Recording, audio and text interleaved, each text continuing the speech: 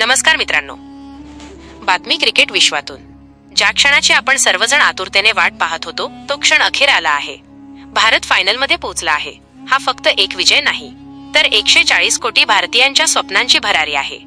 वानखेडे स्टेडियमवर आयोजित सेमीफायनल सामन्यात टीम इंडियाने इंग्रजांना 7 धावांनी पराभूत करत फायनलमध्ये प्रवेश केला.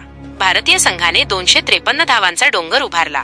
प्रत्युत्तरादाखल खेळताना जेकब बेथेलच्या शतकी खेळीच्या बळावर इंग्लंडने 246 धावांची मजल मारली. संजू सॅमसन, जसप्रीत बुमराह आणि अक्षर पटेल यांनी भारताच्या विजयात महत्त्वाची भूमिका बजावली. संजू सॅमसनने 89 धावांची जबरदस्त खेळी साकारली, तर दुबेने 43 आणि ईशान किशनने 39 धावांचे योगदान दिले. दुसरीकडे इंग्लंडच्या जेकब बेथलने 105 धावांची शतकीय खेळी करत सामना रोमांचक बनवला. दुसऱ्या बाजूला विकेट गमावल्याने भारताने हा सामना 7 धावांनी जिंकून चौथ्यांदा फायनल गाठले. ही आत्ताची मोठी बातमी.